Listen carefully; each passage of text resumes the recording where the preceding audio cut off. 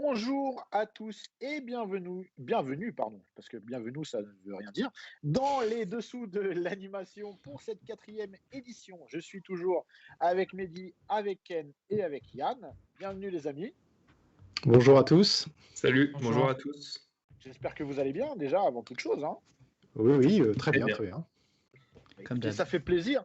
Aujourd'hui, ça va être une émission un petit peu différente des dernières parce qu'on s'est beaucoup intéressé à votre parcours dans l'animation. Donc, je le rappelle, vous êtes tous les trois dans le domaine de l'animation, pas forcément au même poste, hein, surtout en ce qui concerne Yann, qui est plus dans le background artiste, si je ne dis pas de bêtises, hein, Tout à Yann. fait. Et, Tout à fait. et donc Ken et Mehdi, pardon, vous êtes plus dans l'animation en tant qu'animateur au Japon, sauf que Mehdi, tu es actuellement en France. Et là, on va s'intéresser et on va justement interroger votre expertise sur qu'est-ce qui définit le style animé. Et c'est assez intéressant, on va voir, parce que au fil du temps, c'est quelque chose qui a évolué et c'est aussi quelque chose qui a peut-être maintenant, qui est en tout cas galvaudé quand on parle d'animé. Donc, mettons les pieds dans le plat déjà. Qu'est-ce que, pour vous, qu'est-ce que c'est un animé? Qui veut commencer avec cette question-là? Mehdi. Ok. Pour moi, déjà, un animé à la base, l'origine, je trouve, des animés, c'est surtout l'adaptation télévisée d'un manga, en fait, à la base. Donc, ça veut dire qu'on D'accord. part d'une œuvre écrite et on l'adapte en œuvre télévisée. Donc, souvent, voilà, ça prend souvent les mangas à succès et ça les produit pour de la télévision. Du Ok. coup, Ça, le c'est ta but, définition. Ah non, reste juste sur ta définition. On va étayer après, parce que déjà, je trouve ça très intéressant ce que tu viens de dire, Mehdi. Pour toi, un animé, c'est un manga adapté au format animation. c'est On est ça. d'accord. D'accord. Pour toi, Ken? Euh, pour moi, du coup, l'animation japonaise, ce serait déjà, ce serait Osamu Tezuka aussi le père du manga, qui a lancé le mouvement d'avoir un épisode par semaine pour les enfants, et du coup, qui a créé justement toute cette production. Et du coup, comme a dit Mehdi, c'est l'adaptation d'un manga, parce que la plupart les premiers animes télévisés, c'était les adaptations des œuvres d'Osamu Tezuka. Et du coup, je le rejoins à ce sujet-là. Et pour les premiers animés originaux, vraiment originaux, faits de A à Z en animé, je ne saurais pas dire quel est le premier en fait. D'accord, mais même sans revenir sur la genèse de tout ça, c'est intéressant, évidemment, Tezuka, le père du manga moderne et évidemment de l'animation par extension, hein, c'est sûr. Pour toi, Yann, est-ce que tu as la même définition d'un animé? Non, pour moi, les animés, c'est des dessins animés qui sont mal faits, plein de violence et de sexe, avec des personnages qui ont des cheveux pointus et des gros yeux. Je pense qu'on est tous d'accord pour dire que ça correspond tout à fait à la réalité de l'animation. Donc voilà, passer cette introduction un peu troll, juste peut-être pour dire tout simplement qu'au Japon, en fait, quand ils parlent de animé, parce que animé, c'est à la base un mot, ça vient du mot anglais animation qui a été raccourci en japonais animé. Mais pour les Japonais, c'est juste en fait la façon pour eux de parler des dessins animés. Donc c'est-à-dire que eux, de leur côté, ils font pas tellement de distinction. Je pense il n'y a pas de style animé japonais pour eux. Il y a l'animation et il y a l'animation qui est faite à l'étranger, l'animation qui est faite au Japon. D'accord. Alors, c'est très intéressant parce que déjà, on voit que la définition propre de l'animé peut changer en fonction des personnes. Pour moi, un animé, en fait, c'est pas forcément une adaptation d'un manga, mais pour moi, c'est une série ou un film d'animation japonais. Voilà Ouais. comment moi je définis un animé. Encore une fois, hein, je dis pas que c'est la bonne définition, mais voilà dans ma tête, en tout cas, comment je définirais ça. Euh, Tu l'as dit, Yann, pour les Japonais, un animé, c'est tout ce qui est animé. Nous, on a vécu, pour revenir à nous un petit peu à la France, avant de parler d'animé pour désigner tout ce qui était japonais, on avait un terme global générique qui était dessin animé. Est-ce que pour vous, parler de dessin animé pour désigner de l'animation japonaise, c'est quelque chose qui fait aucun sens ou c'est quelque chose finalement, bah oui, c'est un terme qu'on peut employer. Pour moi, ça coince un peu en fait. Parce que vraiment, pour moi, dans ma tête, le dessin animé, c'est vraiment ça porte quand même vachement la marque Disney, tu vois. Déjà, pour moi, rien que les Simpsons, par exemple, c'est pas vraiment un dessin animé, c'est plus une. Enfin, je le considère pas comme un dessin animé, quoi. Ce que je considère comme un dessin animé, c'est vrai. Justement Bah, plus comme une série série. d'animation. Une série d'animation plus, mais dessin animé, c'est un terme qui est très caractéristique des œuvres qu'on regardait quand on était plus petit. Et pour moi, bon, ça inclut les Disney, puis aussi toutes les petites animations qu'on a pu voir comme Hey Arnold, etc. Et ça, c'est des dessins animés. Mais pour moi, un animé, déjà, quand on parle sur l'animé, pour moi, c'est déjà beaucoup trop sérieux en termes de technique pour être juste un dessin, être considéré comme un dessin animé, quoi. Après, c'est mon avis très personnel, hein, je précise. Alors là, tu vas pas te faire que des amis en disant que c'est pas très sérieux en termes d'animation. Pour être concret, par exemple, les séries, on va dire Cartoon Network, pour prendre des séries. Je parle en termes techniques, je parle en termes réalistes. Au final, le manga, c'est un style qui est quand même assez réaliste. Enfin, l'animé, c'est un style qui est quand même assez réaliste par rapport à des styles plus stylisés, on va dire. Et ça n'empêche pas que la technique des autres animations est très poussée aussi. Hein. C'est juste une question de réalisme, en fait, plutôt. Je croyais que tu voulais déjà t'embrouiller avec la moitié de la Terre, là. Mais c'est ton choix, c'est ton choix. Non, j'apprécie beaucoup d'autres séries d'animation hors anime, bien sûr. Rick et Morty. Ouais. Rick et Morty, vous le définissez comment? Comme une série d'animation, comme un animé, comme un dessin animé? Honnêtement, pour moi, tu parlais du terme dessin animé, c'est vrai que je pense que l'idée de Mehdi, c'est que peut-être qu'en France, le terme a pris une connotation un petit peu péjorative, en tout cas infantile. C'est vrai. Ouais, les enfants, ils aiment bien les dessins animés, on va leur faire regarder un dessin animé aux enfants. Mais personnellement, moi, j'aime plutôt bien ce terme-là, parce que contrairement au terme plus générique de l'animation, il y a le terme dessin dedans. Et tous les trois, Mehdi, Ken et moi, je pense que notre attachement à l'animation japonaise, c'est justement l'attachement au dessin. Donc je trouve ça bien, en fait, personnellement, j'aime bien ce terme-là où on met en avant le fait de dessiner, de faire de l'animation grâce au dessin. Ken, ton avis là-dessus? Au Japon, ils ont aussi... Mehdi disait que c'était sérieux, mais ils ont aussi des émissions, des dessins animés vraiment pour enfants, comme Ampaman, Nintaman Antaro, et où c'est vraiment des trucs très infantiles comme on peut avoir en France pour les enfants et tout sur TF1. Et donc, c'est vraiment vaste et c'est difficile de classer. Pour moi, dessin animé, série d'animation, je sais pas, pour moi, ça veut dire c'est le même sens. Pour personnellement, c'est ces trois mots, ça veut dire la même chose, c'est de l'animation. Très bien. Bon, maintenant qu'on a fait en tout cas un état des lieux de la sémantique, j'ai envie de dire, on va se pencher sur ce qu'on appelle de l'animé. Et j'aimerais, pour maintenant, quand on parle d'animation japonaise, on parle d'animé, c'est-à-dire qu'on parle très peu de dessins animés quand on parle d'animation japonaise. Peut-être là-dessus, je rejoins Mehdi sur le fait que le dessin animé en France, c'est connoté comme quelque chose pour enfants. L'animation japonaise, on va dire que c'est peut-être connoté maintenant. Et pour la grande partie, même si Ken le rappelait, il y en a aussi à destination des enfants, mais c'est connoté pour des choses qui sont peut-être plus à destination des adolescents et des adultes ou des jeunes adultes.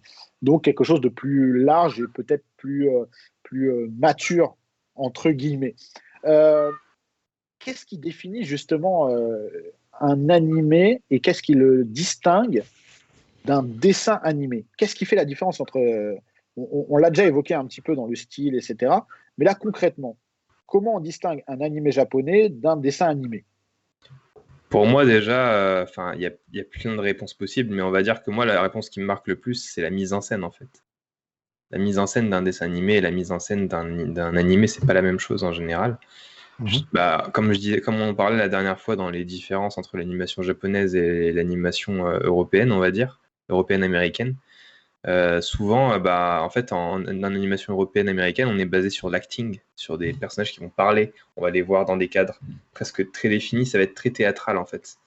Alors que pour un animé, déjà, on est sur quelque chose où on va pas hésiter à avoir des extrêmes gros plans, on va pas hésiter à avoir des cadrages particuliers qu'on retrouvera pas dans les dessins animés. Maintenant, c'est en train de changer puisqu'il y a quand même une influence qui se produit l'animation japonaise sur l'animation française en tout cas ou américaine. Par exemple avec les Tortues Ninja, etc. Mais à l'époque, non, il y avait vraiment ce côté cadrage. Voilà, on cadre, on a deux personnages qui rentrent dans une scène très, très cadrée. Enfin, on les voit en général de pied ou alors de buste et c'est tout, quoi. On va jamais changer ce type de cadrage-là. Limite, c'était limite du cartoon, on va dire, dans le sens, dans la mise en scène. C'est ça. Dans les cadres, plutôt dans les cadres et dans les différents plans. Exactement, oui. C'était du cartoon, donc c'était vachement lié au mime, au théâtre. C'était très inspiré de ces éléments-là, en fait, à la base. Enfin, ça, c'est ma définition, encore une fois. Et vous, les gars, Ken, Yann?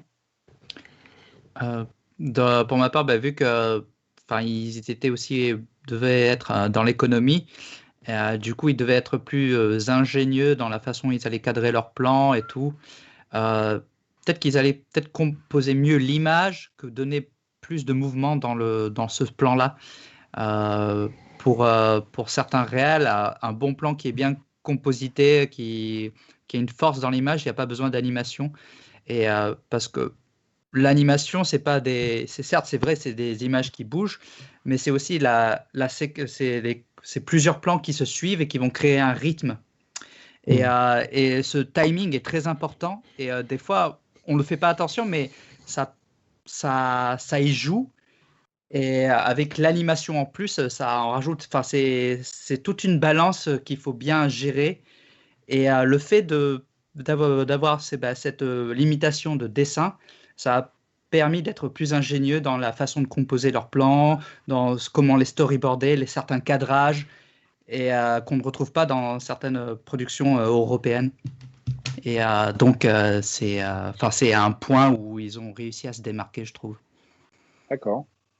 Puisqu'on est parti sur l'histoire de mise en scène et de cadrage, etc., on pourra ajouter aussi qu'un des aspects qui vraiment différencie l'animation japonaise des autres productions animées, c'est la profondeur de champ. Ils utilisent beaucoup de... Comment dire, un truc qui est frappant quand on lit un storyboard japonais, c'est qu'il y a des annotations. Donc les storyboards, pour expliquer rapidement, c'est la maquette du film qu'ils font avant de commencer n'importe quel film ou épisode de série animée. Ils font des petits croquis rapides pour détailler chaque plan du film ou de l'épisode. Donc c'est ce qu'on appelle un storyboard. Et ils mettent aussi des annotations techniques dans les marges. Et il y a des annotations des fois sur le type de lentille de caméra qui est utilisée, ou le type de perspective. La focale. Exactement, okay. Ils sont très pointus là-dessus. Il y a des fois régulièrement, moi qui fais du décor, je dois traiter ça assez régulièrement. Des indications, on me dit ce décor-là, il est fait avec une courte focale, ce décor-là, il est tourné, il est photographié avec un téléobjectif. Et donc ça donne, en fait, ils ont tout un panel de mise en scène qui est assez varié, qui est vraiment complètement calqué sur la prise de vue réelle. C'est dans la tête d'un metteur en scène japonais, quand il fait son storyboard, il a vraiment une vraie caméra, et il va la placer dans le décor, il va prendre plusieurs angles de vue assez complexes, il va chercher à mettre de la profondeur de champ. Vraiment, c'est très, très, très important, c'est vraiment la base de leur mise en scène. Et c'est... Excuse-moi. Non, j'allais te dire, est-ce qu'on n'aurait pas un exemple justement parce qu'on va pouvoir être capable de diffuser certains extraits. Est-ce qu'il y a un exemple dans le matériel qu'on a qui pourrait illustrer ton propos, Yann? Il y avait un plan que j'avais repéré de Fire Force. Je ne sais pas si on peut le montrer. Voilà, c'est celui-ci. Donc ça illustre un petit peu ce que je disais. Là, on a une déformation en fait quand on regarde le sol ou alors le plafond. On voit qu'il y a une déformation un peu courbe. Ça, c'est un type de lentille très particulier qui s'appelle le fisheye. Et donc, les gens qui font de la photo, je pense, savent à quoi ça correspond. Et en dessin, artificiellement, ils reproduisent l'effet que produit un fisheye sur une vraie photo. Et on voit aussi donc c'est assez intéressant. Excuse-moi, hein, c'est assez intéressant parce que moi, c'est quelque chose que j'apprends. C'est-à-dire que dès le storyboard, c'est des annotations, c'est un séquençage de réalisateurs de films, hein, pour le coup. Complètement, ouais. C'est pensé comme ça. Et ça, c'est depuis toujours. Alors, je connais pas assez bien. J'ai jamais trop vu les vieilles séries les premières séries de Osamu Tezuka. Je crois qu'à l'époque, c'était encore relativement plat, c'est inspiré de Disney, etc. Comme on l'a dit dans la précédente émission, Tezuka était très inspiré par Disney, à la fois dans le graphisme et dans la mise en scène. Et je saurais pas dire vraiment à partir de quand, mais dans mes souvenirs d'enfance, dès Ken le Survivant ou Goldorak, on commençait à avoir ce genre de plan avec des mises en scène un peu plus complexes, avec différentes focales de caméra qui étaient utilisées. Donc ça remonte au moins aux années 80. C'est ouf. Mehdi, Ken, vous, dans votre travail, ces différentes justement prises de vue sur les... c'est ouf de dire ça en fait pour du dessin, quoi. Mais comment ça influence justement votre travail d'animateur? En fait, en tant qu'animateur, on doit mettre une réelle importance justement sur le jeu de caméra, donc avoir vraiment une bonne notion de la perspective qui nous permette un petit peu de jouer sur les focales, savoir gérer correctement ça. C'est très important, je pense, d'avoir une bonne perspective pour avoir un bon plan. Je vois beaucoup de plans dans la publicité et d'animation qui sont avec des gros mouvements de caméra, etc., mais qui sont avec une perspective un peu hasardeuse. Le plan fonctionne, ça donne un style un peu funky et tout, mais pour avoir le style japonais, il faut vraiment avoir une perce qui soit logique, des proportions qui soient quand même réalistes ou semi-réalistes, tendance réaliste. Et du coup, c'est là où on va avoir vraiment la sensation. Après, il y a aussi tout un tas de codes de l'animation japonaise qui sont pas forcément uniquement dans le réalisme, mais qui sont aussi vraiment typiques des productions japonaises. Et ça, il faut un peu les saisir aussi. C'est une sorte de. Au début, on connaît pas, on anime vraiment basiquement, puis après, on rentre dans l'expérience et on commence à apprendre plein de petits codes, plein de petites choses qui font que le plan va rendre mieux parce qu'on a compris les codes en fait. Ok. Ken? Disons, comme l'a dit Diane, ces focales, ces angles-là sont décidés à l'étape du storyboard. Du coup, en tant qu'animateur, il faut bien les comprendre quand tu reçois le storyboard, quelle lentille, quelle lens il a voulu utiliser. Et du coup, si jamais tu te trompes de cette focale, bah, tu te fais retoucher tout ton plan. Ça change tout. Ouais. Ça change l'intention et tout. Et du coup, bah, je me suis fait reprendre plusieurs fois par mes aînés et tout. Non, c'est ce genre de focale que je voulais. Et si tu as ce genre de focale, ça veut dire que tu ne peux pas avoir certaines déformations de mouvement. En principe, notre œil, on a 50 mm en focale. Et du coup, c'est à peu près l'œil humain. Et après, selon la focale que tu vas utiliser, bah, ça va changer le mouvement. Du coup, la façon où je vais mettre ma main devant la caméra et tout ça, c'est parce que c'est une focale à 50 mm. Mais si on était à une focale plus longue, ben, j'aurais pas ce mouvement de ma main serait plus grande que ma tête, tu vois. On n'aurait pas ça. Et c'est ça où il faut se mettre dans sa tête et bien le dessiner. C'est complexe et ça demande de l'entraînement. Je pense que... Pardon, vas-y, termine. Ouais. Et du coup, c'est aussi selon ces focales que tu utilises, quand tu es spectateur, ça te change l'émotion que tu reçois quand tu vois le plan. Voilà. En fait, le truc, c'est que même des fois, ils utilisent justement des focales exagérées où la déformation va être assez forte. Même des fois du fisheye à certains moments pour signifier des choses particulières en termes de réalisation. Par exemple, pour montrer la folie d'un personnage ou l'agressivité d'un personnage, là, on va pas hésiter à déformer un maximum le personnage, donc à utiliser des focales, on dit courtes, c'est ça? Ouais. Courte focale, ouais. Courte focale. Et puis les longues focales, ça sera plutôt pour les combats, enfin certains types de combats où c'est filmé de loin en fait. J'avais un des réalisateurs avec qui j'ai beaucoup appris, donc Akatsuki m'expliquait que En gros, la caméra, il faut penser en termes de caméra, et même dans les scènes d'action et tout. En général, la caméra est toujours assez loin. C'est rare que le caméraman il soit proche dans les scènes de combat, il est toujours à peu près loin, et après il zoome pour pouvoir prendre la scène et pouvoir avoir une bonne amplitude de mouvement dans la scène. Donc du coup, nous on a tendance en Europe à beaucoup exagérer les caméras souvent parce que ça fait cool, alors qu'en réalité c'est bien aussi des fois d'avoir des choses un peu plus flat, ça donne un côté plus cinématographique. C'est des choses qu'on retrouve beaucoup hein, par exemple dans les œuvres de Satoshi Kon et tout, on voit souvent que les personnages les scènes elles sont filmées en téléobjectif quoi. C'est vraiment Il y a quelque chose qui me vient à l'esprit là, qui paradoxalement en même temps illustre ce que vous me dites et en même temps fait un petit peu contraste. C'est, je pense notamment à l'adaptation du manga Monster de Urasawa, parce que Oui. Urasawa justement, il n'a pas forcément ce style-là, quoi.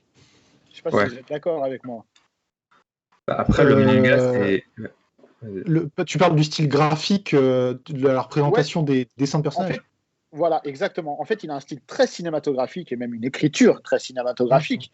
Mais finalement, paradoxalement, ça ressemble plus en termes de réalisation à quelque chose de plus occidental. Alors, On parle de l'animé ou du manga là? De l'animé, dans De l'animé, l'adaptation ok. de l'animé. Ouais. Ok, j'ai pas tout vu donc et ça fait longtemps donc j'arriverai pas trop à en parler. Ouais, en fait, je pensais à certains plans quand on disait sur les plans serrés, sur des D'accord. choses où on voyait des illustrations sur des plans uniquement le bandeau du regard, etc. Ça, c'est des choses où même il se disait parfois que Urasawa refusait justement d'utiliser certains codes, la goutte de sueur pour montrer la pression, etc. Ouais. Lui, justement, c'est en ça que ça dénote pour moi avec tout le reste, quoi. Complètement. Bah alors, pour parler de manière beaucoup plus générale, en fait, les Japonais ils utilisent en fait tout le panel qui est à la disposition d'un metteur en scène de cinéma pour raconter leurs histoires. Et au-delà de ça, en fait, chaque réalisateur donc va trouver son style, va trouver les outils qui lui parlent particulièrement. Tu notais très justement, voilà, Urasawa qui n'aimait pas utiliser les codes graphiques du manga, la goutte de sueur ou les veines des personnages en colère. C'est vrai qu'on n'a pas beaucoup parlé de ça, on n'a pas parlé de ça encore sur le graphisme, mais c'est aussi un des aspects de l'animation japonaise. On a parlé du côté très cinématographique, très réaliste de l'animation japonaise, et à l'opposé du spectre, on a aussi en fait une mise en scène qui est complètement imagée, métaphorique ou allégorique, où ils vont utiliser comment dire, des codes graphiques, ils vont s'autoriser à simplifier d'un coup les personnages, à les mettre en déformé un peu en ce qu'on appelle en chibi, avec des personnages qui sont d'un coup avec des proportions assez réalistes, complètement à plat. En SD, en super L'exemple le plus déforme, avec récent, une grosse voilà, tête, c'est un ça. petit Voilà. corps. Voilà. Pour les vieux de la vieille, on va penser au collège Foufoufou Collège qui, Foufoufou, bien sûr. voilà, qui faisait beaucoup appel à ça, mais c'est des codes qu'on retrouve, par exemple, dans, si je me trompe pas, dans comment ça s'appelle, Jujutsu Kaisen. Il me semble qu'il y a ce décrochage de style aussi. Ouais. Et ça, c'est quelque chose que justement, qui est très spécifique à l'animation japonaise. Tout C'est à quelque fait. chose Ouais. qu'on retrouve. Est-ce qu'on retrouve ça dans de l'animation occidentale? Je ne sais pas. Bah, Alors, en fait, maintenant, oui, un petit peu, mais oui. parce que Non, oui. il faut savoir que on parle d'animation japonaise, mais ça fait 30 ans maintenant, plus que ça, que l'animation américaine et européenne s'inspire beaucoup de l'animation japonaise. Donc forcément, il y a certains codes qui sont passés dans notre langage courant aussi. Mais à la base, c'est des mises en scène. Il faudrait vraiment comparer ça avec les vieux Disney où on voyait absolument pas ce genre de choses. Et c'est vraiment les Japonais qui ont instauré cette façon de mettre en scène, ces codes graphiques-là au début. Mehdi, auquel vous vouliez réagir là-dessus? Par rapport à ces codes, ouais, bah, de toute façon, maintenant, c'est en train de complètement se répandre, hein, on va dire. Maintenant, il y a pas mal de studios ou de séries d'animation qui sont en train d'utiliser ces codes même à fond et qui s'inscrivent très proche du code japonais, plus proche du code japonais que du code européen maintenant. Bah, comme je disais, hein, je citais la série Tortue Ninja, la récente, là. Alors laquelle? Parce qu'il y a Qui est Nickelodeon a faite par produit Flying Bark. plusieurs séries. Voilà, ok, d'accord. Ça. Donc la dernière en date. C'est ça, la dernière en date. Et celle-là, elle est extrêmement proche d'un style un peu, on va dire, Trigger, voilà, avec vraiment des codes à la Imaishi, quoi. Alors, Et qu'est-ce que c'est Trigger enfin, pour les gens qui Trigger, connaissent pas c'est forcément? Kill la Kill, C'est un studio d'animation japonais. Un studio d'animation Un studio japonais d'animation Oui, bien sûr. japonais. qui a un style particulier qui est assez reconnaissable. oui. Ouais. Et Trigger vient de Gainax, Gainax qui a fait Gurren Lagann et Evangelion. Voilà. Oui, c'est vrai que Gurren Lagann, c'était pas Trigger. C'est pas Trigger, c'était toute l'équipe qui a fait Gurren Lagann est partie à Trigger après quasiment. Ouais. C'est ça. Ouais, Mais c'est intéressant, hein, l'exemple des Tortues Ninja, c'est intéressant parce que en vrai de vrai, les Tortues Ninja là-bas c'est un comics, mais la première série d'animation, certaines saisons a été produite également au Japon. Tout à fait, oui. Les meilleurs. Celle qui était diffusée sur France 3, c'est ça? Alors pas toutes, mais Pas oui, D'accord. parce que en fait certaines saisons ont été produites. Alors je crois que c'était produit par Dick à l'époque.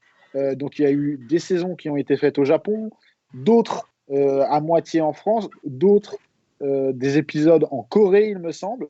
Mais on voit tout de suite, d'ailleurs le générique est incroyable. Il me semble, est-ce que c'est pas la Toei qui réalise le générique? Ah, peut-être. Je vais checker tout de suite. Vas-y, vas-y, dis-nous. Pour information aussi, on peut prendre la série Batman, The Animated Series des années 90, où il y a pas mal d'épisodes qui ont été faits par Telecom Animation Film. Et notamment, l'opening, il est animé par Tomonaga Kazuhide, qui est un animateur japonais et qui bosse à Telecom, qui a bossé sur plusieurs Lupin et qui est un animateur qui bosse beaucoup avec Miyazaki. Et c'est ouf parce que, il y a... C'est incroyable. Ouais, et on se rend pas compte, mais à une certaine époque, le Japon, il bossait beaucoup avec l'Europe. Et les États-Unis surtout. C'est de la sous-traitance, entre guillemets. Oui. C'est vrai. C'est de la sous-traitance. Après, dans le cas de Télécom sur Batman, Tomodaga, il avait quand même il me semble qu'il a... Bruce Timm avait fait une première ébauche de storyboard, mais Tomodaga a complètement repris le truc et elle a transformé en quelque chose c'est le générique qu'on connaît actuellement, quoi. Très graphique, avec une animation très, très vive et très sèche. Il a réussi quand même à mettre sa patte unique sur ce générique. Donc, c'était de la sous-traitance, c'était vraiment de la sous-traitance plus, quoi. Où, je pense que certains studios, certains animateurs arrivaient à sublimer par leur travail d'animation les séquences qu'on leur donnait. Non, mais clairement, en plus, c'est important parce que entre les Tortues Ninja qui commence en 87, la série animée, et Batman qui commence. Batman, c'est 93, je crois, ou. Je crois que c'est 93 ou. C'est dans les années 90. 92, je crois. C'est 92, je crois, parce que le premier film Batman, c'est 89. Et il me semble que ça sort peu de temps, soit avant, soit après Batman le défi. Donc c'est 92. Et c'est deux animés qui ont été extrêmement importants pour la suite. Donc savoir qu'il y avait déjà à l'époque un travail de la part de studios japonais derrière, c'est extrêmement important. Et là, on le voit, mais en fait, c'est pas un hasard, c'est sur les génériques. Alors, pourquoi sur les génériques, on avait besoin d'un générique qui tabasse? C'était tout simplement aussi pour vendre aussi aux gens qui donnent l'argent, leur dire regardez comment ça va être et donner envie aux gens. Parce que le générique des Tortues Ninja, c'est pas du tout des épisodes. Hein. Clairement pas, oui. Hein. Clairement pas. Voilà, pareil pour Batman. Et Batman, pareil pour Batman, pour Jace et les Conquérants de la Lumière, pour les mini-pousses, pour beaucoup de choses. Ouais. Ça dépend de certains épisodes quand même. En tout cas, Batman, alors, s'il faut prendre Batman, c'est vraiment, ça a été, c'est toujours une référence. Je sais pas pour vous au Japon comment c'est, mais c'est une référence dans le domaine de l'animation et c'est la meilleure série animée Batman qui ait jamais eu. Bien sûr. Pour moi, c'est le top. Enfin, je la surkiffe cette série. Moi aussi, c'est incroyable. Mais la question que je me pose, c'est pourquoi on faisait appel aux studios japonais à l'époque uniquement de manière ponctuelle pour des génériques, pour quelques épisodes. Est-ce que c'était encore trop cher de faire produire une série par les Japonais, ou tout simplement c'était mal vu de faire produire une œuvre occidentale et comme Batman très forte avec évidemment un background américain et pour les Tortues Ninja, la faire animer au Japon. On est Bah, d'accord dans des cas de style ou je- c'est je- quoi? c'est difficile de répondre à la question dans le sens où on n'a pas la réponse exacte, mais je pense qu'il y a des éléments de réponse qui peuvent se trouver déjà Juste sa vie. dans les difficultés qu'il peut y avoir des fois à connecter une production non japonaise avec une production japonaise en fait. Souvent, il y a des histoires de culture, il y a des histoires de façon de travailler qui peuvent être très différentes. Je l'ai expérimenté récemment sur une production pour une publicité où justement c'est un studio français qui a travaillé avec un studio japonais. Il y a eu pas mal de difficultés de compréhension sur la façon de produire, sur des petits détails qui sont pas du tout traités de la même façon. Et du coup, je me dis que ça a pu être un détail complexe à gérer en fait sur toute une prod. Et que du coup, prendre le risque de confier une prod complète avec ce genre de difficulté, c'était prendre de gros risques. Moi, c'est l'interprétation que je peux en faire. Ouais. De ma part, vu que j'avais pu faire un stage à Télécom Animation Film, et du coup j'ai pu parler au directeur de cette époque-là, et il me disait que Télécom, à la base, c'était un studio qui a été créé pour viser l'international. D'accord. Et du coup, c'est pour ça qu'ils ont fait Little Nemo. Ils ont bossé beaucoup avec la Warner Bros.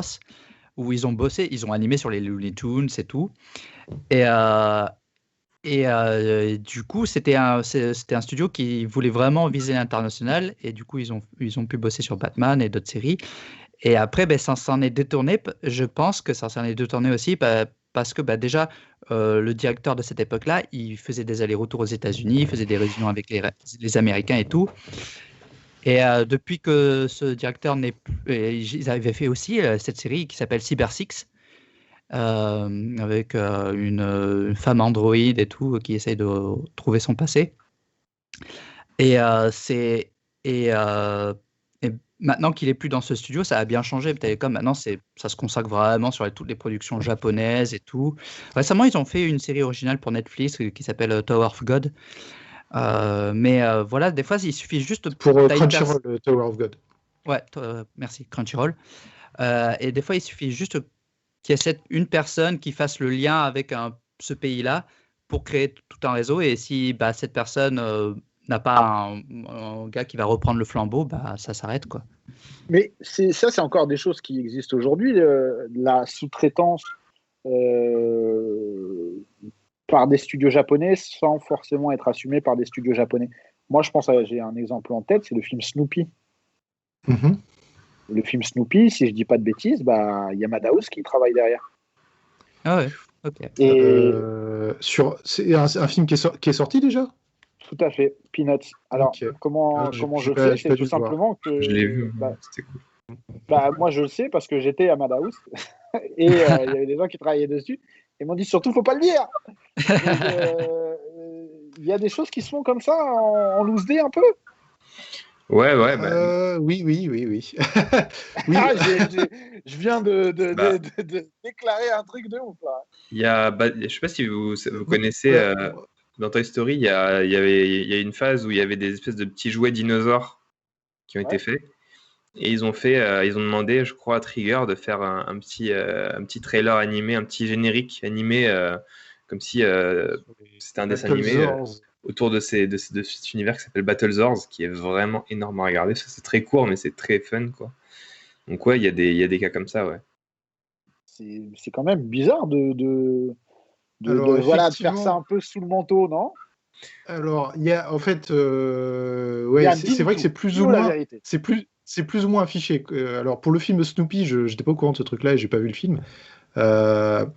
Il y a effectivement, faut peut-être différencier en fait ce que c'est la sous-traitance et les collaborations artistiques entre le Japon et les autres et l'étranger. Dans le cadre de Batman, des Looney Tunes, etc., ce dont parlait Ken tout à l'heure, c'était clairement de la sous-traitance où les boîtes américaines, en l'occurrence, contactaient les Japonais pour leur passer un travail de commande avec tous les designs qui étaient faits, avec l'histoire qui était écrite, avec les storyboards qui étaient faits. Et les Japonais devaient juste, entre guillemets, juste faire l'animation de ces épisodes-là. On assiste maintenant à des travaux de collaboration, c'est-à-dire que les Américains, un peu partout dans le monde, il commence à y avoir un boom de l'animation. On en parlera, je pense, plus en détail plus tard dans une autre émission. il commence à se rendre compte que oui, il y a des choses vraiment, enfin que c'est très intéressant comment dire, d'exploiter, d'utiliser, de travailler en partenariat avec les Japonais et de leur laisser en fait un peu plus libre cours en termes de création. Et je pense que c'est ça la différence. Quand les Américains arrivent avec juste une histoire et disent aux Japonais, voilà, on chercherait un réalisateur, quelqu'un qui va prendre cet univers et mettre vraiment sa touche artistique dedans et sa touche graphique et en faire quelque chose de vraiment typiquement japonais.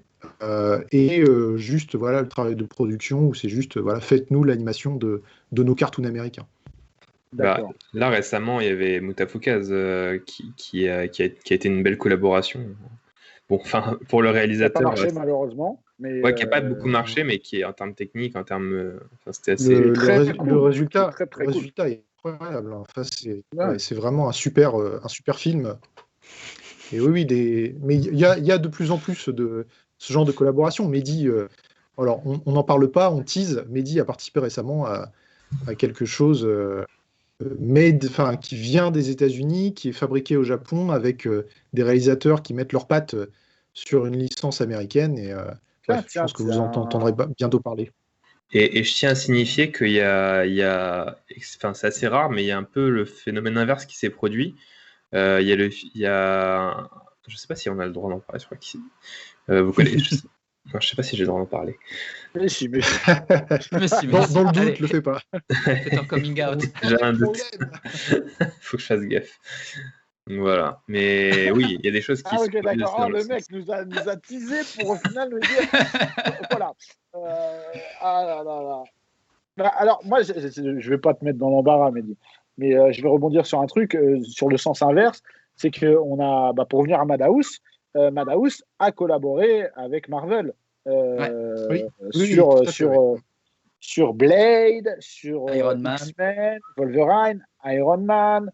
Et là, on est parti chercher Madhouse, non pas pour sous-traiter. Du coup, on est parti chercher Madhouse pour qu'ils apportent cette patte japonaise. Complètement, ouais. Donc il y a eu un changement d'état d'esprit à un moment donné. Tout à fait, oui, complètement. Ouais. Surtout que les séries Madhouse, elles commencent à dater là maintenant des X-Men et tout. Ça doit faire 10 ans déjà, je pense. Ah ouais, je pense que ça fait bien 10 ans. Et elles sont. Enfin, moi, je suis pas fan d'Iron Man de base, mais je trouve la série Blade vraiment très bonne. Je trouve la série X-Men aussi. Et en fait, la volonté derrière ça, de Marvel, c'était clairement de toucher le public japonais. Pour le coup, c'était ça leur volonté. C'était pas de dire, hey, allez, faites-vous plaisir avec nos licences, etc. C'était un moment charnière de Marvel où ils voulaient toucher d'autres territoires, notamment le territoire japonais. Et pour le coup, ils l'ont touché, pas uniquement avec ça, mais avec d'autres choses également. Et c'était plutôt cool. Mehdi, tu voulais rajouter quelque chose ? Ouais, alors en fait, j'ai vérifié, l'information est bien publique, donc c'est bon. En fait, je parlais du manga Le Sommet des Dieux. Donc c'est un manga qui a été... Comment ? Oui, vas-y. J'approuvais juste ce que tu disais. C'est un manga qui a été de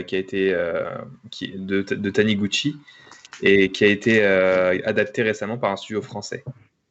Donc en film d'animation. Donc il y a un teaser qui est déjà sorti. Donc, Alors là, c'est intéressant ce que tu me dis, c'est qu'aujourd'hui, et je pense que ça va être l'autre chapitre de notre rendez-vous d'aujourd'hui, c'est-à-dire qu'un manga japonais est adapté par un studio français.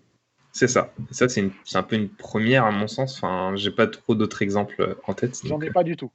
Ouais. Clairement. À mon échelle, j'ai aucun exemple.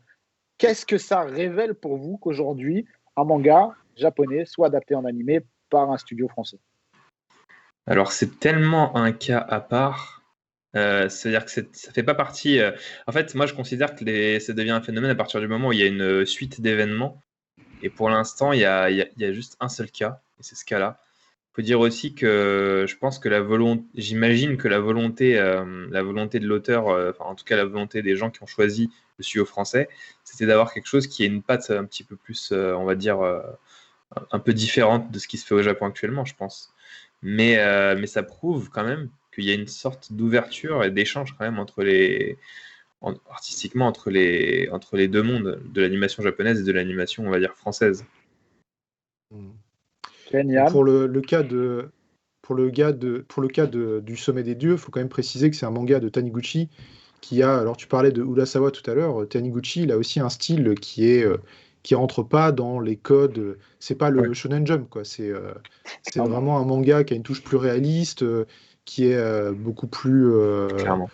Ouais, il y a une touche un peu européenne dans ce qu'il fait, et son travail est, je pense, plus apprécié, plus connu en France qu'au Japon.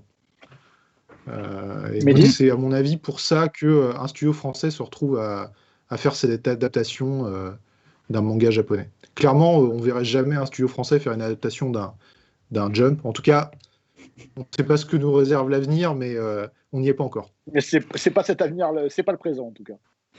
Non, pour le moment, on a eu plus eu avec des films live. Aïe. Ouais. Ah oui, tu parles de Nicky Larson. Nicky Larson ou Le Quartier Lointain. Ouais, enfin, ça n'a pas été mandaté par le studio, mais c'est vrai que il me semble que l'auteur avait aimé le film. C'est une acquisition de droit pour le coup. Hein. C'est ça. Ouais. Mais dis, tu voulais rajouter quelque chose ? Effectivement, Skel Saojo avait validé. Comment ? Ouais. Non, tu as levé la main, tu voulais rajouter quelque chose ? Ah non, c'est la main précédente. Ah ok, d'accord. Non, Nicky Larson a été validé par Ojo, ça, il n'y a pas de problème. Et puis, c'est une bonne adaptation.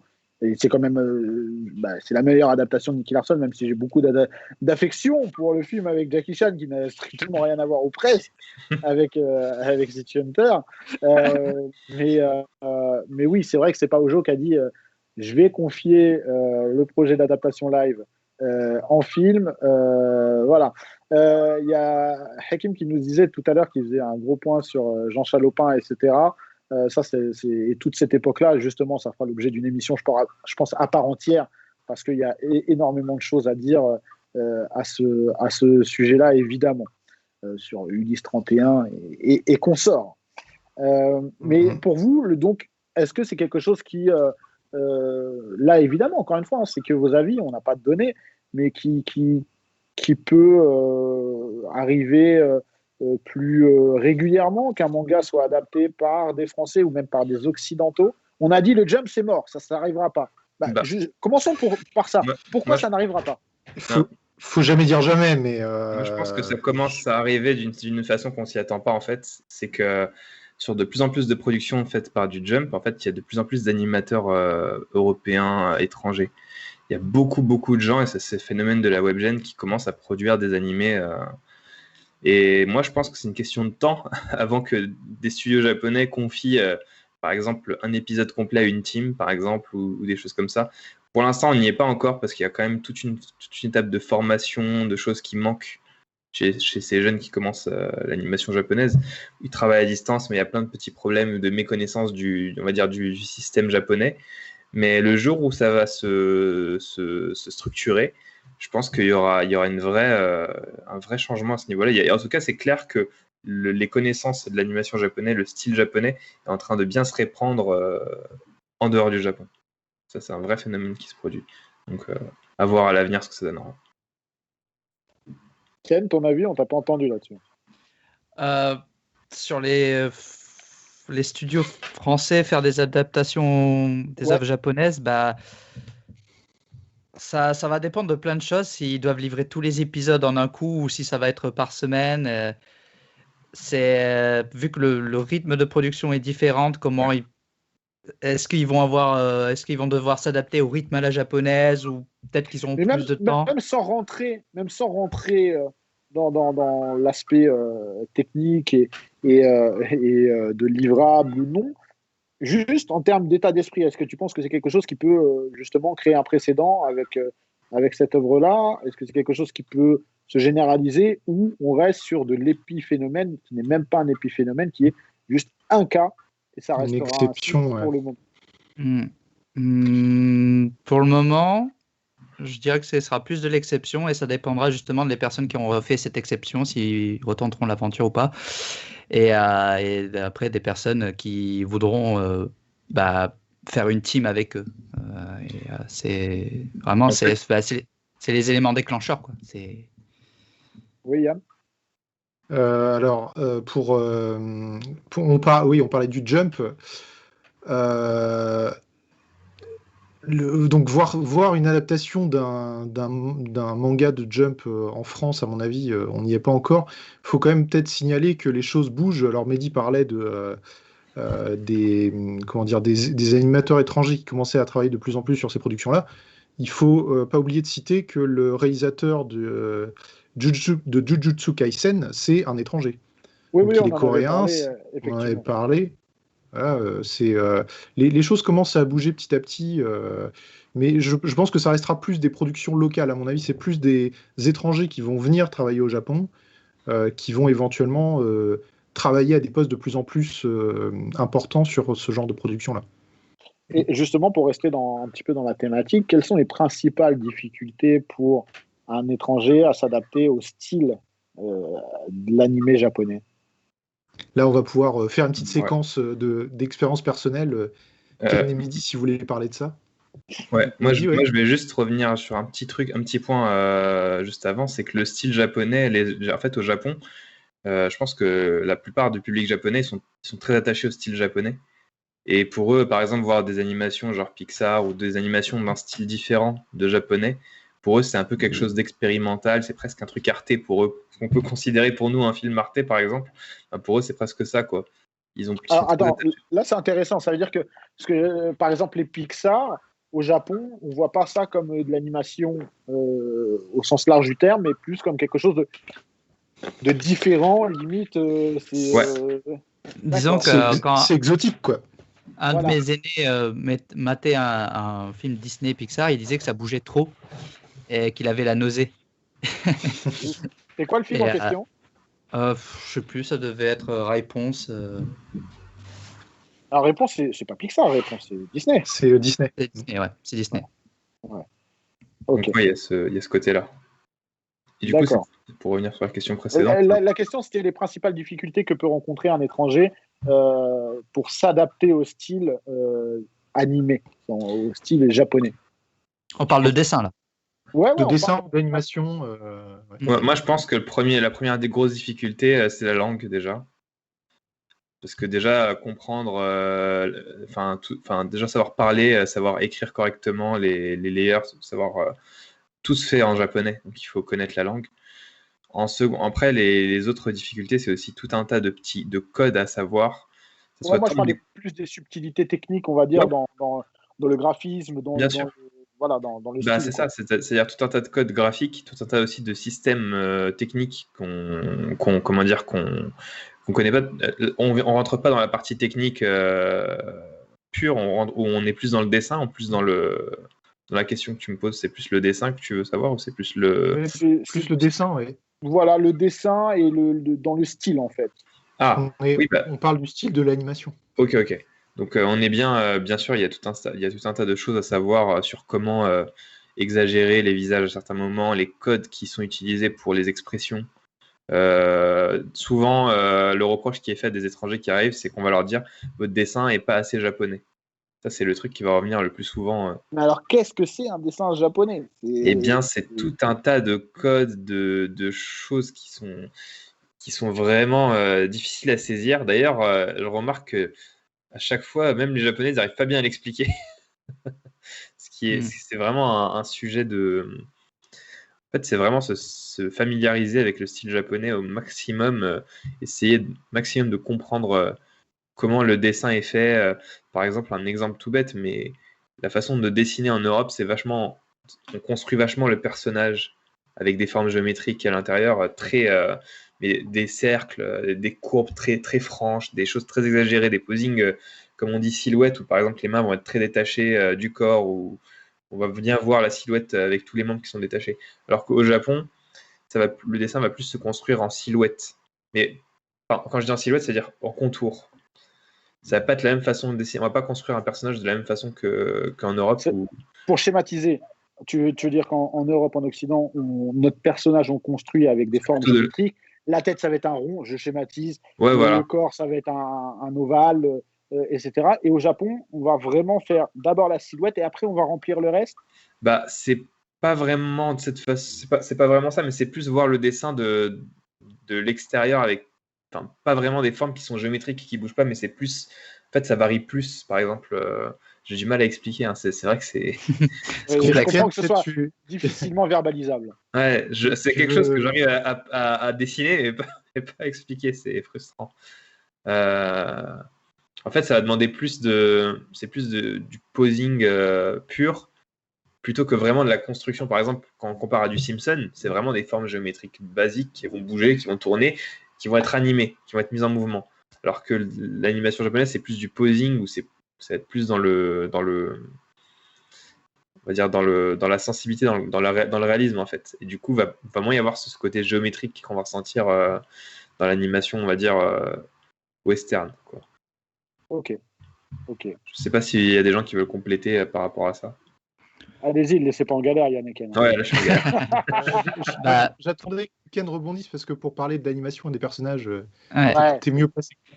Ouais, bah, comme on disait, on parlait de Focal là au début d'émission. Et c'est pas, ouais, on parle de Focal, mais il faut savoir que un animateur japonais doit dessiner le décor, les personnages, les FX, et ce qui n'est pas le cas en Europe, où un animateur, il dessinera juste le personnage, il n'aura pas à dessiner le décor. Et les FX, du coup, tout ce qui est eau, feu, nuages, fumée, ce sera dessiné par une personne qui fait les effets spéciaux.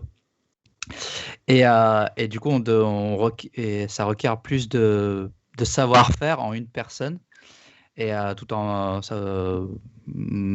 dessinant les décors et en ayant les connaissances des focales. Et après, au Japon, quand tu commences, il y a vraiment un gros focus sur la ligne, sur qu'est-ce qu'une ligne, qu'est-ce que tu vas dessiner, si c'est un objet dur, si c'est un objet mou. Et tout ça, tu vas devoir le retranscrire dans la ligne. Et du coup, des fois, il y aura des traits qu'il faudra dessiner et des fois des choses qu'il ne faut pas dessiner. Genre un pli, ce genre de pli qu'il y a là, peut-être que tu ne vas pas le faire avec une ligne noire et peut-être le faire plus avec en ombre pour montrer les reliefs et tout. Et c'est toute cette chose parce qu'au Japon, tu as l'ombre et la lumière aussi que tu mets dans un personnage, et tout ce que tu vas pas, Voilà. par exemple, merci pour ce décor. Voilà, on a ce personnage là qui montre, qui grince des dents, et tu vois, au lieu, il n'a pas dessiné toutes les dents, tu vois, il a même pas allé, tu vois, faire toute cette ligne pour montrer la départation entre le haut et le bas. Et après, pour montrer qu'il grince, il montre cette déformation par l'ombre de sa joue, tu vois. Et tout ça, c'est des codes à la japonaise qu'il faut maîtriser. Pareil, la pliure, là, tu vois, cette pliure, tu vois, de l'ombre, et tu vois, enfin, le relief, quelle pliure va au-dessus de l'autre et quelle qui va en dessous. C'est ça qu'il faut bien maîtriser. En fait, ils suggèrent plus qu'ils dessinent tout, quoi. Enfin, ils ont tendance à moins tout dessiner, plus suggérer, j'ai l'impression. Et Yann, au niveau des décors, comment ça se passe pour toi? Parce que là, ce que Ken nous disait, c'était que l'animateur au Japon, il s'occupe de tout, également des décors. Toi, ça te met en galère un peu, non? Alors, pour les décors, faut séparer déjà un petit peu les deux parties. Il y a la création des décors, ce qu'on appelle le design, et après le décor couleur. Au niveau du design des décors, il n'y a pas vraiment pour le coup, de style particulier japonais, si ce n'est que c'est un style qui est souvent très réaliste, avec quasiment aucune déformation, exagération de proportions, etc. Je sais pas, si on prend des exemples de séries comme étrangères, je sais pas, les séries Cartoon Network par exemple, les décors sont très stylisés, très déformés, avec des On proportions va qui voir sont des très... immeubles parfois un peu comme ça. Voilà. Exactement. Donc ça, à quelques rares exceptions près, au Japon, il n'y a pas ça du tout. Donc ce qu'on attend d'un designer de décor, c'est qu'il soit capable de reproduire. Des fois, on a même des photos de référence. Il y a pas mal d'animés qui se passent dans des villes japonaises qui existent déjà, des villes étrangères qui existent déjà, ou alors c'est très référencé et très influencé. Tous les films de Ghibli, par exemple, ils ont été faire des visites dans des villes. Alors c'est jamais une représentation exacte de la ville, mais on sent à chaque fois l'influence de l'architecture italienne dans Porco Rosso, pour Kiki, il me semble qu'ils sont inspirés d'une ville du nord de l'Europe, je ne sais plus si c'était le Danemark ou quoi que ce soit. On peut aussi tout simplement parler de Urasawa et revenir sur Monster, hein, pour le coup, avec l'Allemagne, qui a fait un travail monstrueux. Je ne sais pas ce que tu en penses, Yann, ton avis là-dessus, c'est que... J'ai pas vu Monster, donc... tu l'as pas vu ou tu l'as pas lu, ou les deux? J'ai pas vu, j'ai lu un petit peu le manga, mais j'ai pas vu la série. Même dans le manga, c'est quand même assez ouf. Et franchement, l'animé est très très bon. D'ailleurs, c'est Madhouse, si je dis pas de bêtises, hein, l'animé. L'animé est très très bon et vraiment, c'est assez impressionnant en fait. Pour le coup, voilà, je pourrais pas juger, mais je te crois sur parole. Mais donc, en tout cas, moi, en tant qu'étranger, quand j'ai débarqué au Japon, ça n'a pas été une grande difficulté pour m'adapter au style, dans le sens où ils n'étaient pas aussi exigeants sur les codes graphiques une lampe, faut la dessiner comme ça, une porte, faut la dessiner comme ça. C'était tant que c'est réaliste, peu importe après le trait et la façon dont c'est représenté, ça passe. Et pour les décors couleurs ensuite, c'est vrai qu'on retrouve toujours comment dire, ça tend vers le réalisme, et en même temps, il y a effectivement des codes de stylisation. Quand on regarde si on veut prendre des exemples de Ghibli, mais la plupart des décors de longs métrages japonais sont un peu sur ce modèle-là. On a l'impression que c'est des photos qui sont peintes en fait, avec des fois certains éléments qui sont traités de manière un petit peu plus simple que dans la réalité. Voilà, on a un très bon exemple. Les nuages, par exemple, en arrière-plan, ils ont vraiment une image, enfin une représentation qui a l'air très réaliste, alors qu'en fait, ils ont simplifié un petit peu ils ont designé un peu plus les formes, ils ont simplifié un peu les zones de couleurs différentes. Enfin, on a 2 ou 3 zones de couleurs principales. Il y a une certaine simplification, mais ça reste quelque chose d'extrêmement réaliste malgré tout. Donc ça, c'est vraiment, pour le décor couleur, un équilibre beaucoup plus délicat à trouver. Là, on a l'exemple sur le décor, comme tu le disais, et sur l'image, on avait aussi l'exemple qui recoupait un peu ce qu'on disait sur le cadrage. Là, on a un cadrage avec différents plans qui était assez intéressant. Hein. On voit premier plan, deuxième plan, arrière-plan. Et il y a vraiment, c'est très intéressant d'analyser ça. Et j'aimerais qu'on aborde peut-être la dernière partie de l'émission, c'est que depuis tout à l'heure, depuis le début, vous parlez de réalisme. Et est-ce que justement, c'est pas une des particularités pour moi de l'animation japonaise, c'est que on a un certain réalisme très important dans la construction des décors, des personnages, etc. Et dans le propos, on peut avoir, et dans l'histoire, etc., des choses qui sont complètement surréalistes. Est-ce que ça, c'est pas une particularité? C'est une analyse intéressante, oui, effectivement. Ouais, clairement. C'est simple, hein, il suffit de voir des plans d'action de fou, genre la Nakamura ou quoi, pour voir qu'il va utiliser. Nakamura, c'est un artiste qui anime autant des actings très réalistes, très volume et tout, autant des scènes qui partent dans tous les sens. Et des fois, il mélange un peu les deux et ça crée une sensation de. En fait, ça fait rentrer le réel dans l'irréel un peu. C'est un petit peu ça, quoi. C'est que ça produit une sensation très surprenante de voir un personnage avec des proportions réalistes, une animation réaliste bouger avec tout un tas d'effets, d'éclairs, d'énergie autour de lui. Comme en termes de composition, est-ce qu'on peut avoir l'image de Boruto quand Boruto regarde, je crois, la grenouille, le crapaud de haut, et tu as cette image où la façon où ils ont traité cette lumière, ou qui est assez réaliste, qu'on n'a pas trop ça, je pense, dans les séries occidentales. Et ce contre-jour, tu dis ça comme ça, c'est ça, Yann? contre-jour, tout à fait. Contre-jour. Cette façon où ils traitent la lumière et la façon réaliste, manière réaliste, et du coup que tu dois mettre en dessin aussi sur les ombres des personnages, et comme sur la grenouille. Et moi, je vous propose qu'on regarde, je crois qu'on a un trailer de My Hero Academia. Ça serait cool qu'on se regarde un petit bout d'extrait et qu'on en parle juste après, parce que pour le coup, on est complètement dans le réalisme contre le fantastique, on va dire. Tout à fait.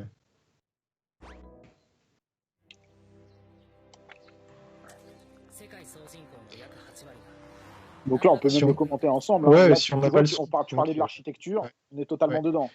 Alors oui, voilà. Et ce que je disais sur la couleur des décors, là, ça s'applique pas forcément. Ils ont un traitement qui est beaucoup plus stylisé dans le cas de My Hero Academia, qui est avec une inspiration presque peut-être plus des animés occidentaux. Ouais, comics, hein, même, Ouais. on peut le dire. Hein. Mais pour autant, on a, là, on va voyez un petit peu voilà, les cerisiers derrière, etc. On a toujours ce traitement réaliste dans la forme et dans le fond, on a quelque chose qui dénote complètement. Pourquoi le style japonais s'efforce de garder ce réalisme dans le design, dans le graphisme? Je pense que pour eux, c'est une façon enfin, c'est un outil pour raconter leurs histoires, en fait. Ils veulent que on soit vraiment complètement impliqué dans l'histoire qu'ils sont en train de nous raconter. Faut savoir que voilà, on parle de code graphique, de code de mise en scène. Tout ça, c'est du point de vue d'un réalisateur ou d'un animateur, c'est en fait un outil qui va servir à raconter une histoire, qui va servir à faire passer des émotions, des sentiments. Et plus on va vers le réalisme, en tout cas, si on ajoute des éléments de réalisme dans la mise en scène ou dans l'animation, dans le décor, ça va, comment dire, accentuer la sensation comment est-ce qu'on appelle ça? D'immersion? D'immersion, voilà, exactement. L'empathie qu'on va avoir avec les personnages, qu'on va avoir par rapport à l'histoire. Okay. Mehdi? Moi, au niveau de ça, je dirais qu'aussi au Japon, l'animé, c'est quelque chose qui est plus axé ado, adulte, plutôt que. Enfin, il y a des animés pour enfants, évidemment, des animés pour jeunes enfants, mais c'est quelque chose qui est beaucoup plus divers, on va dire, dans le public qu'en Occident, où c'est très axé pour enfants. Un dessin animé, c'est vraiment très connoté pour enfants, par exemple. Et du coup, bon, maintenant, ça change avec des chaînes comme Adult Swim, etc. Mais à l'époque, voilà, on a une culture, nous, où c'est plus pour enfants, et eux, où c'est plus censé toucher un public qui va être adulte. Moi, au Japon, par exemple, je parle de ce style-là, et d'abord dicté par le manga aussi. Et je vois beaucoup de mangas qui sont réalistes. Et en fait, quand je vais au Japon, je vois des personnes âgées de 60-70 ans lire des mangas ou regarder des animés dans le métro. Donc en fait, c'est quelque chose qui est beaucoup plus, on va dire, c'est culturel en fait. C'est culturel en fait, ouais, c'est vrai, c'est ça, et c'est vraiment axé plus pour un public adulte aussi. Malgré tout, du coup, t'as, à mon avis, le choix du style réaliste, c'est vraiment, c'est presque une façon de faire de la série, on va dire, mais avec du dessin, quoi. En fait, c'est presque ça, quoi. Et du coup, vous pensez que si sur la forme, on adoptait un style moins réaliste, on toucherait moins les adultes? En tout cas, je pense que les émotions passeraient pas de la même façon. Un exemple que je prends assez souvent, c'est imaginer en fait Princesse Mononoke avec un style comme, je sais pas, Rick et Morty ou enfin ce genre de cartoon américain ou BoJack Horseman. Le message d'amour de la nature et le fait de ressentir tout ça, de ressentir les plantes qui poussent, de ressentir les esprits de la forêt, à mon avis, il passerait pas de la même façon. Ouais, clairement, le style influe. C'était aussi parfois Tezuka où il dessinait des personnages en mode très mignon, mais l'histoire était très sérieuse, où il y avait des morts et tout. Et justement, on a un peu ça avec le nouveau manga qui s'appelle Osama Ranking. Il y aura une adaptation animée de Wit Studio dessus, où ça va être un peu Tezuka-esque, où justement c'est des dessins mignons, mais qui vont traiter un sujet assez géopolitique, comment doit régner un roi, des trahisons et tout, des morts d'enfants et tout, avec un dessin très mignon. Et ouais, c'est. En fait, c'est un Game of Thrones, quoi. Ouais, c'est assez décalé. Game of Thrones avec un style enfantin. Voilà, et du coup, il faut pas juger des fois avec la couverture et tout. Donc, ouais. Et c'est des fois. Oui. Non, vas-y, excuse-moi. Et c'est des fois, moi j'aime bien justement où je suis assez mignon et je suis surpris par le contexte ce décalage. J'aime bien en tant que public que je suis. Ah tiens, il y a quelque chose que je suis attiré. Bah, c'est marrant parce qu'on en revient toujours à Tezuka, c'est marrant et en même temps c'est normal, mais justement pour ce côté réaliste, lui Tezuka, il a posé des bases sur le design des personnages, notamment sur les yeux, qui sont Mhm. pas réalistes pour le coup. Pas du tout. Pas du tout. Ça s'approche même plus des codes Disney que ce qu'on connaît maintenant bien sûr de l'animation japonaise. Et ouais, lui, il a créé du contraste. En fait, ça veut pas dire que le fait de faire des personnages stylisés, ça empêche de traiter de sujets sérieux. C'est juste qu'il y a une tendance en fait à utiliser le réalisme de cette façon-là. Mais c'est vrai que ça peut être très intéressant. Ça peut créer en fait ce qu'on aime ce que l'œil aime artistiquement, du contraste en fait. Ça crée du contraste que d'avoir un style qui soit très stylisé justement et un sujet qui soit extrêmement sérieux. Ça peut même être choquant. Je trouve dans le cas de certaines scènes peut-être de Tezuka, des mangas de Tezuka, ça peut être assez marquant. Et là, je vois dans le chat, vraiment, j'allais y venir, c'est un exemple qui est marquant, c'est Jojo Bizarre Adventure. Jojo Bizarre Adventure, c'est l'illustration de tout ce qu'on se dit là. Ouais, C'est-à-dire qu'on a des décors très réalistes, etc. Et on a des personnages qui sont dessinés, designés de manière réaliste, avec tout un tas de choses qui n'est pas réaliste du tout. Avec déjà des carrures et des poses très extravagantes. Ouais. Oui, mais qui sont, pour le coup, tirées de la mode. Il y a une vraie volonté naturaliste de la chose de la part de Araki. Donc, il y a un truc derrière, quoi. Et pour le coup, ça te raconte une histoire qui est complètement fantastique et hors de toute réalité, quoi. D'ailleurs, Ken, tu peux leur raconter comment les designs sont faits, Tiens. comment ils sont construits. Les designs, c'est-à-dire Vas-y, je te le dis, tu peux rebondir là-dessus. Par rapport au manga, peut-être. Oui. Un peu comme des jouets, tu sais. Ouais, c'était marrant parce que quand je recevais les modèles sheets des personnages de Jujo, et ils les avaient un peu dessinés en mode marionnette, comment était composé le buste, le corps, un peu en figart, voilà, exactement, et pour bien garder cette proportion-là pour que ce soit plus facile pour la personne qui va corriger. Et aussi, parce que Jojo, il y a beaucoup de traits. C'est un calvaire et il y a beaucoup d'animateurs qui fuient Jojo parce que il y a trop de traits et du coup, ça demande trop de taf pour un même paiement même salaire. Et vu que Jojo, c'est un manga où il y a beaucoup de motifs. Les personnages, ils ont quasiment des motifs et tout. Et du coup, l'animé, si tu changes trop le personnage, les fans ils vont pas être contents et ça va plus être Jojo. Du coup, la petite astuce qu'ils ont trouvée, c'est d'agrandir les motifs. Si on prend la robe de Trish, personnage féminin dans Jojo, sa robe c'est composé de motifs addition, soustraction, multiplication, division. Et, ça, c'était en tout petit et ils les ont agrandis. Ils les ont agrandis pour que l'animateur a moins à dessiner. Par exemple, si on prend sur Buccialati, il avait plein de zips un peu partout. Ouais. Ils en ont réduit.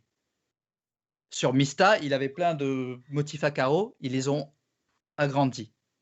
Voilà, c'est les petits tricks qu'ils ont trouvés pour économiser le temps de certains animateurs. Pour faire un petit peu moins souffrir les animateurs. Voilà. Qui souffrent quand même parce que les designs sont incroyablement complexes sur Jojo. Je dis ils ont simplifié, mais... Ken, tu peux en parler, tu as testé Jojo et voilà. Quoi. Sur partie 5, j'aime le style graphique, mais ça demande du temps à dessiner chaque graphique, il t'aime pas. Ouais, le style graphique, il est pas gentil avec toi. Il est impitoyable avec les animateurs. Ouais. Et là, je vois partie 6 qui a été annoncée. Et... ouais. Le style de Jolene, il va être chaud. on en parlait l'autre jour. Ken, il a envie de bosser dessus, mais je lui dis, mec, le fais pas, quoi. T'as déjà souffert une première fois avec ça. Puis Ken me disait, mais j'ai quand même envie de le faire. Ouais, en plus, c'est ma partie une préférée. de son propre film qui le pousse à le faire. Mais justement, si tu as envie de le faire, qu'est-ce qui va te faire décider que tu le fais ou tu le fais pas? Mon inconscience. Ça veut dire que tu vas le faire. Le planning. J'essaie de. Non, non, rien. Enfin, oui, oui, bon, enfin, oui, non, oui, bref. Mais forcément, je vais le faire parce que c'est Jojo, voilà. Bah, c'est quand même gratifiant enfin, je pense, travailler sur une œuvre, surtout si t'es fan, une œuvre comme Ouais. Jojo, c'est C'est incroyable. ça aussi que, bah, enfin, le côté fan, et vu que le fait de bosser sur une œuvre que tu aimes, ça te motive beaucoup. De fou. Ouais. Et Et ça autre te met la chose, c'est que pression. ça te met. Ouais, oui, bah oui, parce que t'as pas envie de chier dessus. Et aussi quand tu bosses avec une team agréable où tu peux communiquer, tu arrives facilement à parler. Et peut-être que tu bosses pas sur le projet mainstream qui va faire plein de vues et tout, mais c'est super agréable aussi parce que tu apprends des choses et tout. Et du coup, si tu as ces deux combinés, bah, alors là, c'est ouf. C'est le bonheur. Ouais. D'ailleurs, justement, en ce moment, je bosse sur, je peux le dire, tu penses, je sais pas, sur Boruto. Ok. Ouais, bah, tu peux Voilà. le dire, tu peux le dire. Voilà, C'est sur voilà. VN, t'as pas de souci. Et du coup, en même temps, je regarde les anciens Naruto. J'ai repris les Naruto en bossant sur Boruto et ça me motive de fou, quoi. Genre, je les mets en fond parce que voilà, il faut que je me concentre pour dessiner. Mais du coup, le fait de pouvoir de temps en temps jeter un œil, suivre un peu l'histoire, resuivre le début de Naruto et dessiner le même personnage sur mes plans, c'est extraordinaire, quoi. Ça motive de ouf. Tu rentres dans le monde de Naruto, quoi. C'est vraiment ça. Non, mais C'est c'est comme cool si- en plus. Oui, non, C'est vas-y, comme si Ken. on bossait sur Dragon Ball, bah, on mettait les musiques, on mettait les vieux dessins animés. Pareil sur Nicky Larson. Sur My Ouais, Hero aussi. Ouais. tu te crées un mood où tu vois comment ça va être visuellement. Plus tu mets la musique avec toi en fond, ouais, tu rentres dans une double dimension où, En fait, t'as l'impression de rentrer dans l'histoire, quoi. T'as l'impression de rentrer Ouais. c'est ça qui est kiffant, en fait. Tu mets une patte de toi dans ce truc-là et c'est stylé, quoi. Et là, vous taffez sur My Hero ou pas du tout? J'ai eu des propositions. Pareil. J'ai dû dire non, malheureusement, parce que trop de taf. Et puis, si je dis oui à tout, ça va être horrible. Et j'aurais plus demandé pour la saison 6, du coup. D'accord. Bon, on a le teaser, je crois, de la dernière saison, de la 5. On va se le passer avant de terminer. On se reparle juste après. On Yes. peut voir bon, on peut le mettre en plein écran, on se fait plaisir. Allez, on se fait plaisir. C'est parti.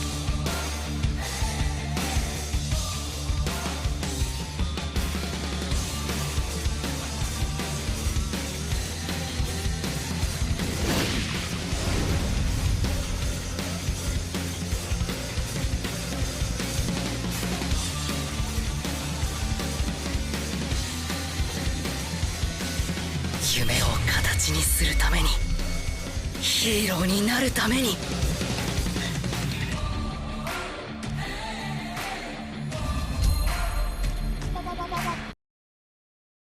Donc voilà, là, on a quand même l'illustration de tout ce qu'on s'est raconté depuis le début de l'émission. C'est pour ça que je voulais passer un petit peu le teaser pour le montrer, parce que on a finalement, on va dire, plusieurs mondes qui se rencontrent dans un même monde, c'est-à-dire plusieurs mondes. On a une inspiration évidente occidentale dans My Hero, avec une inspiration du comics, etc., qui finalement a été réutilisée avec les codes de l'anime japonais. Et on voit qu'en vrai, c'est deux mondes qui peuvent très très bien se marier. Et My Hero est une formidable illustration de ça. Je ne sais pas ce que vous en pensez. Moi, je suis vraiment fan de My Hero. Moi, j'aime beaucoup My Hero aussi. Et ce qui est marrant, en voyant le trailer, ça m'a fait penser à un aspect de l'animation japonaise dont on n'a pas forcément parlé, mais ce qui me frappe dans My Hero, ce qui m'a toujours frappé, c'est la variation des styles graphiques qu'ils font au sein d'un même projet. C'est-à-dire que quand on prend par exemple le personnage de... La première fois que j'ai regardé My Hero et que j'ai vu le personnage de All Might, j'ai pas compris au début ce qui se passait, quoi. J'avais l'image, on voit d'abord Deku, donc qui est dans un style, pour le coup, c'est vraiment l'illustration du style un petit peu japanime que je me suis amusé à caricaturer en début d'émission, c'est-à-dire il a des grands yeux, il a les cheveux pointus, c'est vraiment le héros shonen assez basique dans son design. Et on présente All Might, alors dans sa forme de super-héros, on voit pas ses yeux, il a une musculature qui est extrêmement carrée avec des ombres noires de partout, alors que les autres personnages n'ont pas d'ombre noire. Et d'un coup, il passe en forme, quand il se détransforme et qu'il devient tout maigrelet. Là, il a un visage, mais c'est presque abstrait, quoi. Ouais. Il a un visage complètement triangulaire. Il On a dirait des le yeux, cri. c'est des triangles qui sont complètement blancs. On fait, mais qu'est-ce qui se passe dans le style graphique là? Ils viennent de 2 animés différents, ces personnages, c'est pas possible. Et ça, c'est vraiment quelque chose que les Japonais font régulièrement sur des projets. Dans One Piece, ils le font. Je sais qu'il y a d'autres œuvres où ils mélangent allègrement les styles graphiques comme ça. Et on s'est habitué à ça. Alors que si on prend vraiment tous les dessins animés américains ou européens, encore une fois, maintenant, ils ont évolué par rapport à ça, mais avant, ça se faisait pas du tout. C'est vrai. Mélanger des styles graphiques comme ça au sein d'un même projet, ça se faisait pas du tout. Il fallait qu'il y ait une unité graphique complète. Chaque personnage doit être dessiné en même style, avec les mêmes façons de dessiner les yeux, les mêmes façons de dessiner les cheveux, les mêmes façons de dessiner les muscles. Et là, dans My Hero, c'est un bon exemple de ça. C'est vraiment, ils ont complètement explosé les barrières de ce truc-là. On a des personnages comme, comment il s'appelle, le petit, la Mineta, c'est ça Ouais. qui est vraiment, c'est vraiment un nain avec des yeux ronds énormes, des cheveux en forme de boule, on ne sait pas ce que c'est. Enfin, il mélange vraiment allègrement C'est plein un de dick, trucs. ça, en plus. C'est un sadique. Hein, donc, Voilà. Ouais. voilà. Lui, il va se faire balancer direct. Ah bah, lui, c'est chaud. Très, très chaud. Non, mais je suis complètement d'accord avec ça, Yann. C'est pour ça que, pour le coup, My Hero, je trouve que c'est une belle illustration de tout ce qu'on raconte tout à l'heure. Mehdi, Ken, c'est quoi votre avis sur My Hero, du coup? Bah, pour moi, My Hero, c'est vraiment. Moi, ce que j'aime bien, c'est qu'il y a cette inspiration aussi un peu des comics, un petit peu dans le. Ah oui, clairement. Et moi, c'est pour ça que j'ai beaucoup aimé le personnage d'All Might, parce que il est vraiment, en fait, la façon dont il est designé, c'est presque un pilier du truc, quoi. C'est une icône du, comment dire, en termes de personnage. Et en même temps, il a ce côté ultra badass, en même temps, il a ce côté grave coach de sport, grave souriant et tout. Donc, en fait, il y a ce côté stylé, mais qui se prend pas non plus trop au sérieux. Et je pense que c'est ça qui fait la magie de ce personnage aussi. Et qui fait que lorsqu'il perd ça, lorsqu'il perd cet aspect-là et qu'il arrive plus à. Et qu'il perd son entre guillemets son pouvoir, et ben là c'est pas un spoil. Non, c'est le premier épisode. Et ben c'est comment dire, ça nous rend triste pour lui, en fait, parce qu'on voyait ce personnage plein de vie, en même temps très puissant, mais en même temps bon vivant, comique et tout, qui s'assombrit et tout, et c'est extrêmement en fait, le côté un peu c'est presque du Jekyll et Mr. Hyde, quoi, parce que quand tu vois le personnage All Might qui sourit, qui est bien stock et tout, que tu vois le personnage comme il disait, avec en dépression, il est ouais, voilà, c'est l'impression que avec justement les ombres noires partout. C'est des antipodes, quoi. Tu dirais que c'est pas du tout, enfin, c'est ça. Et du coup, pour moi, mes héros, c'est ça, en fait, ils maîtrisent énormément l'humour et les tons graves, mais ils arrivent vraiment à jouer là-dessus et à créer aussi des relations entre les personnages qui sont vraiment folles, quoi. Et avec des choses qui sont extrêmement complexes. Par exemple, la relation qu'il y a entre Bakugo et Deku, quoi. Le fait que la rivalité, tu sens qu'il peut amener à des choses plus graves, presque à un truc Naruto Sasuke, puis au final, tu sais pas comment ça. Au final, non, au final, tu vois, c'est vachement intéressant. Du début à la fin, t'es suspendu à ce qui va se passer, quoi. Et c'est ça qui rend fou dans cette série, quoi. Pour Yann et Mehdi, ils savent pas, enfin, vu qu'ils lisent pas le manga et non, ils lisent pas les parutions actuelles, et parce que moi, dans 38 minutes, je pourrais lire le dernier chapitre qui va sortir sur les internets au Japon. Mais vraiment, la relation entre Bakugo et Deku, elle est, enfin, je l'aime beaucoup. Enfin, c'est la façon où ils ont présenté Bakugo et son évolution. Ouais, c'est très apprécié. J'avais peur de qu'on retrouve un peu une sorte de Naruto Sasuke ou Vegeta Sangoku. Vegeta Sangoku, mais en fait, c'est différent et c'est agréable à voir. Et pareil, les personnages sont agréables à lire, enfin agréables à vous regarder et tout. Chacun a un peu sa personnalité. Et le fait aussi, comme le disaient Yann et Mehdi, ce mélange de...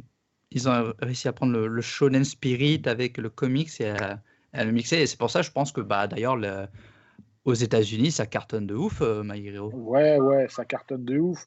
Moi, c'est parmi les produits dérivés que je vois le plus avec Dragon Ball. Donc, je vois plus de My Hero que de One Piece, par exemple. Ouais. C'est pour dire, il y a vraiment énormément. Et quand je dis du produit dérivé, c'est pas seulement de la figurine, etc. hein. Je vois des vêtements, je vois des t-shirts, je vois vraiment énormément de choses sur My Hero. Mais en même temps, c'est normal parce que ça reprend les codes du comics tout en les mixant avec ceux du shonen. C'est pour ça que je dis souvent, pour moi, My Hero est arrivé au meilleur moment parce qu'ils arrivent à renouveler un petit peu le shonen à leur sauce, à une époque où Naruto s'est terminé. Évidemment, il y a toujours One Piece qui est indéboulonnable, mais Naruto s'est terminé et il y avait un créneau à prendre. Il y avait un créneau à prendre et ils l'ont pris, quoi. Et donc voilà, donc on va terminer là-dessus. Hein. La saison 5 est commencée et ça fait plaisir. Hein, une belle saison 5. Voilà, bah écoutez, les amis, on va conclure là-dessus pour aujourd'hui. Et puis, de toute façon, on se retrouve très bientôt pour un nouvel épisode. Yes. Merci beaucoup. Merci Mehdi, merci Ken, merci Yann. Merci prenez à toi, soin de Merci vous. à toi. Merci à toi, Seb. Merci à tout le monde de nous avoir suivis Ouais, merci à sur tout le le live. monde de Yes. nous avoir suivis. Évidemment, le chat, bien sûr. Ah, attendez, il y a quelques questions. Attendez. Alors, une question, et après on arrête. Comment se fait-il que vous soyez engagé par un studio, mais que vous ayez aussi le statut de freelancer pour pouvoir travailler sur d'autres projets?